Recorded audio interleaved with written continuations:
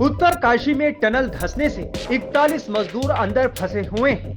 इन मजदूरों को टनल से सुरक्षित बाहर निकालने के लिए 12 नवंबर से रेस्क्यू ऑपरेशन चल रहा है। सिलकियारा टनल के अंदर 41 जिंदगियां मदद के इंतजार में हैं।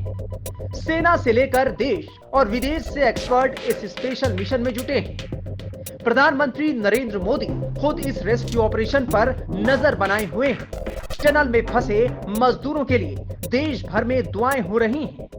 पूरे देश की निगाहें इस ऑपरेशन पे टिकी हुई हैं कि आखिर कब ये 41 मजदूर इस अंधेरी गुफा से बाहर आएंगे और खुले आसमान का दीदार कर सकेंगे। इस बीच पता चला है कि इस जगह पर पहले भी टनल बनाने की कोशिश की गई थी। लगभग 60 साल पहले इस टनल का सर्वे किया गया था, लेकिन बाद में इसका काम शुरू नहीं हो पाया।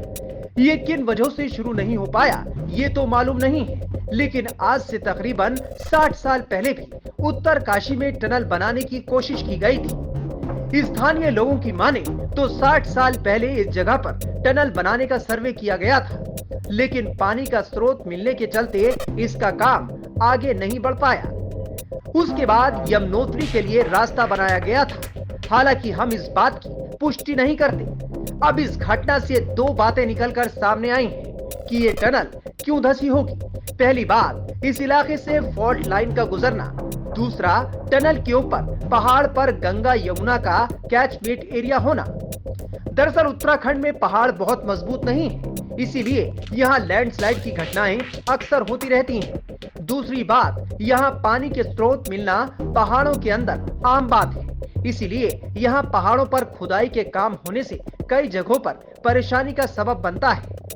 जाहिर है टनल बनाने में बड़ी बड़ी ड्रिल मशीनों का इस्तेमाल होता है। बड़ी बड़ी मशीनें इसे बनाने में लगती हैं, जिससे पहाड़ों के दरकने का खतरा लाजमी हो जाता है। ऐसे में ये जरूरी हो जाता है कि टनल बनाने से पहले किन बातों का ध्यान रखा गया, और अगर नहीं रखा गया तो चूक कहां हुई। बहरहाल उत्तरकाशी के सिलकियारा में फंसे 41 मजदूरों को निकालने के लिए पुरजोर कोशिशें की जा रही हैं, लेकिन अभी तक कोई सफलता हाथ नहीं लगी है। फिलहाल वर्टिकल और मैनुअल ड्रिलिंग के जरिए मजदूरों तक पहुंचने की कोशिश हो रही है। वहीं दूसरी ओर अब केंद्रीय पर्यावरण मंत्रालय ने देश में बन रही कई टनल का सेफ्टी रिव्यू करने का फैसला लिया है। टाइम्स नाउ नवभारत डिजिटल की रिपोर्ट।